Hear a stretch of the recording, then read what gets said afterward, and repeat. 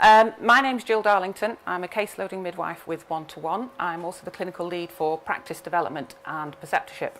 Maureen Collins, our head of midwifery, was due to be here with me today. She sent her apologies. Another priority has cropped up this morning.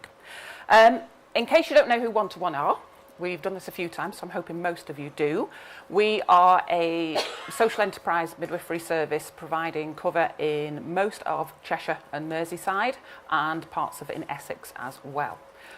There was a lovely slide to go with this. We started about 8 years ago as a pilot project in the Wirral, very quickly led by 3 midwives. Jo Parkinson, our CEO, was one of them, to improve the outcomes in the Wirral because they weren't that great back then. They managed to improve massively over sort of a 10-month period, an increase in breastfeeding rates, more importantly, an increase in engagement with services for women, the improved mental health, the decrease in premature deliveries, and the increase in the normal vaginal delivery rate. Now that was from a 10 to 11-month period, and that was without intrapartum insurance. Okay, so they didn't do the intrapartum care at that point. Swiftly followed by a quick commissioning to say, yes, let's do it, let's roll with caseloading care. So for those of you who weren't in Skye and Claire's presentation, these are our statistics.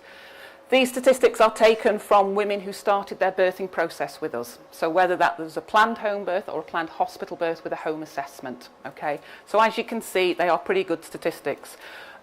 We've had the caesarean section rate of 3% is over 2 years, because that's when we captured the data. Okay, that's for people who started any birthing process with us. Okay, we also have you can never call a stillbirth rate fantastic, but it's at 2.3 per 1,000 births.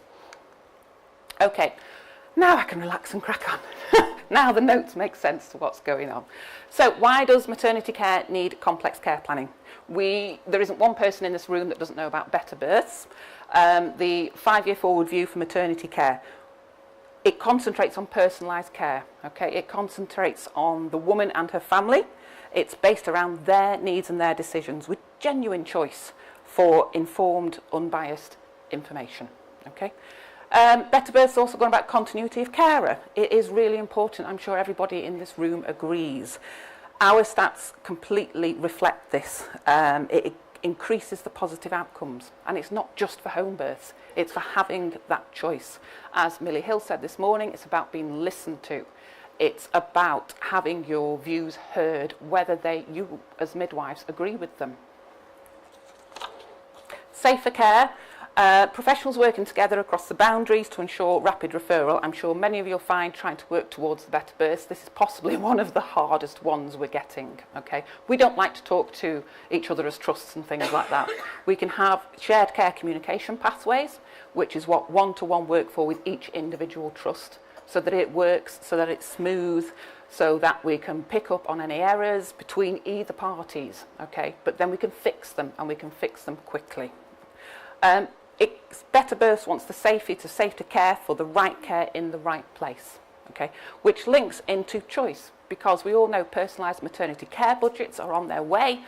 For some of us who are doing the pilot study areas, they're already here. Women have the right to choose. Yes, it's going to get complicated. Yes, for the financial teams within trusts and in 1-to-1, it is going to be a pure nightmare. But it is here, and women have this right to choose, okay? The increase in complexities, we all know this, okay? The RCM 2016 State of Maternity Services said there was 12,000 more women in England alone who were 40 plus, okay? But there was an 81% increase in women who are aged 45 plus.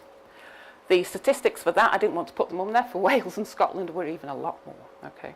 Embrace report, saving lives, improving mothers' lives. 2/3 of women who died had pre-existing conditions. This isn't news, but it is getting more and more. We're starting to put our reproductive life on hold because there are other burdens. Me personally, you always think it's finances usually, isn't it? You need to secure that job, you need to have a place. I'm making a lot of assumptions there, okay. Choice, I've said already, the introduction of personalised maternity care budgets. So, you may have noticed a social media campaign by 1-to-1. We have April baby showers and we have May in bloom. We thought it was about time we started to really celebrate our successes, not only just for one-to-one, but for our midwives. We're very, very proud of our midwives, but also for our women. We need to celebrate these achieved. We achieve really, really great statistics. I've then done a little piece of work and split it down to how many of those were considered high risk. Bear with me.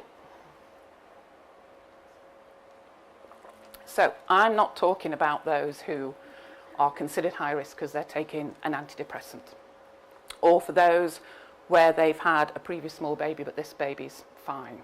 Okay, I've taken those statistics out because every trust does that. By the time you get to the end of pregnancy, you're considered low risk. Out of this, we had grand multips, we had a mother with epilepsy, we had a previous PPH, previous retained placenta, maternal age over 40, a gestational diet-controlled diabetic, somebody with low platelets, somebody with significant codeine use. We obviously had previous caesarean sections, and we had a lady with the highest BMI of 52, all birthing at home. Perceptions of risk differ between women, but they also differ between midwives as well.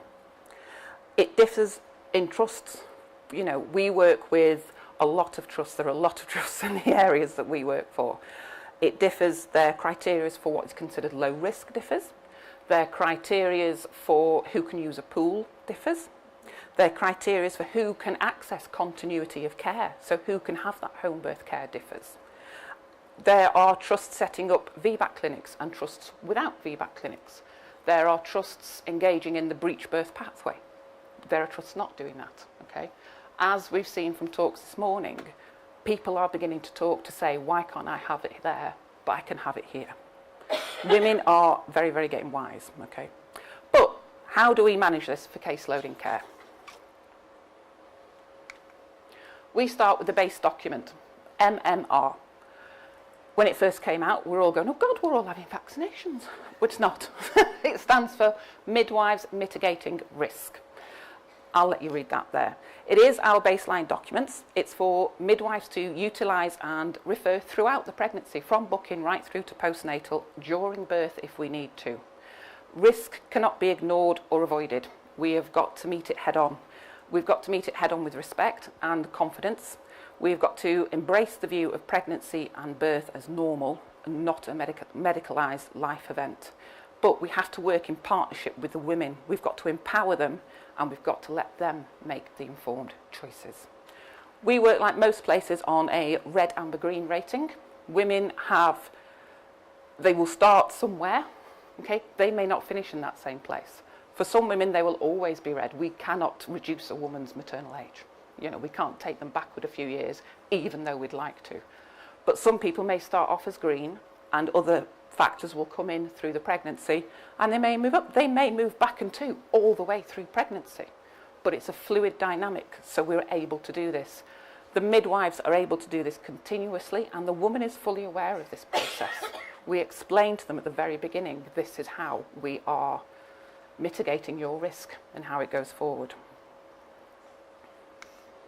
So we also introduced what we call care bundles. There's some of our lovely midwives, and I've managed to chop my own head off, which is great. Okay, care bundles, working in partnership with women and families. All these links at the bottom, they link direct to the research. Okay, we're not hiding this from women. We're not hiding the bad, we're not hiding the good. If they want to read it, they can go and look for it, basically. It has the Facebook groups, it has support groups. Other various ones that we've done, they have different support groups, different ones. NICE is always in there, ARCOG is always in there, AIMS, and obviously ourselves. Oh, I'm back up here again, I can't. Da-da-da.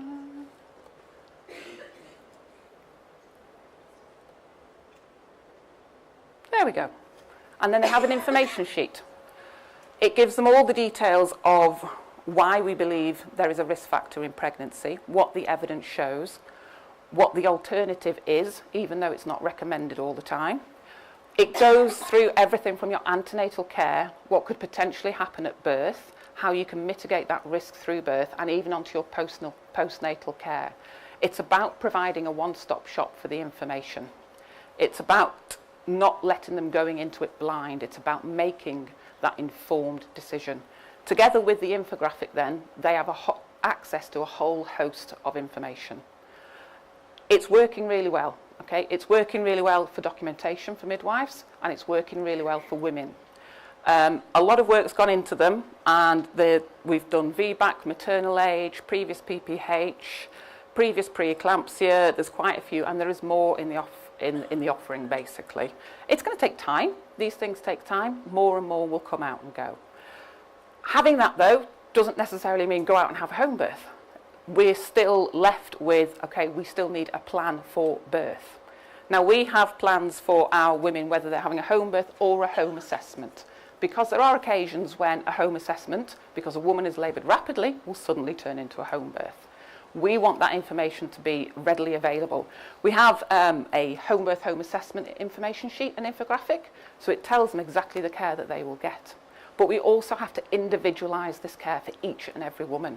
You could have a woman with a BMI of over 35. She could also have a previous section, a previous PPH, and there could be something else. Okay. She will get individual care bundles of this throughout her pregnancy. We usually like to send them at booking, but if it's not appropriate, she doesn't want to talk about it, we can send it wherever we want. It's a simple email from us to her. It's a communication pathway.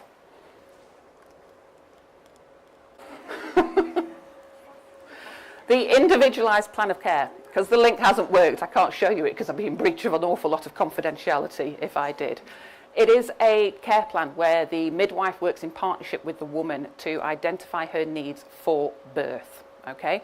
She can choose what care she would like and what she wouldn't like. If she is declining certain care that we're recommending, then we will put that in, we'll put her rationale for it. It is totally her control as to what she wants. We can only make recommendations. We can't force women to do anything. But this would be the same if she was having a hospital birth with a home assessment, or she was having a home birth, basically. Okay, the quality assurance process, or what I should have changed it to, is the complex care process. We start this at booking, so we follow the MMR and the complex care planning, including the initial risk assessment and the shared care. At 12 weeks, we have already instigated what we call 4 weekly fresh eyes, and the exception reporting has begun.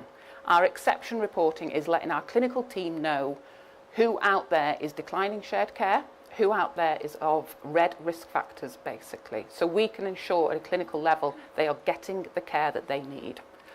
By 16 weeks, we have pregnancy centering and a personal care plan review. This is quite new to the organisation and quite new to maternity care, but it's working quite well. We carry on. By 28 to 36 weeks, we do another risk assessment. This is a standard basic. You could have had 10 risk assessments if things have happened in between, but it's just a basic to say, right, looking at labour now, where do you stand and what do you wish for, basically. Birth and in the immediate postnatal care, we have instigated processes called timeout, 4-hourly timeouts within the births. They can be done if there's another midwife there, or they can be done over the telephone. It's checking everything's okay. We have TED, time, escalation and decision. Okay, these are midwives who have volunteered to be TEDs to provide extra information support, that extra pair of eyes, that pair of ears that you need just to talk stuff through. The escalation is a 1 phone number of senior midwives who you are able to call at any time, night or day, a little bit like your labour ward coordinators. So they will provide you with advice and things like that. However, we can advise as much as we like with women. If they are telling us no, they don't want to do something, we have to support that. So it's about giving the support to midwives as well as women. And then we will also do a postnatal risk assessment using Muse and News. And then at discharge, we have a multidisciplinary discharge pro forma to go back to your health visitor, back to your doctor, to enable that everything's done. Okay. The TED and the escalation is 24/7 access. We're on call. You might as well have a TED or an escalation phone at the same time. And our training compliance is 100% for this. That just takes you a little bit from the one-to-one model of the case loading care. The safer birth, you can see we've got the MMR, the exceptions, the escalation, the timeout, and the training compliance. We do an awful lot of shared care with trusts in various different regions. This works really well. Our midwives attend with women to these consultations in order to be their advocate. okay, in order to know the plan. It's all about shared communication pathways.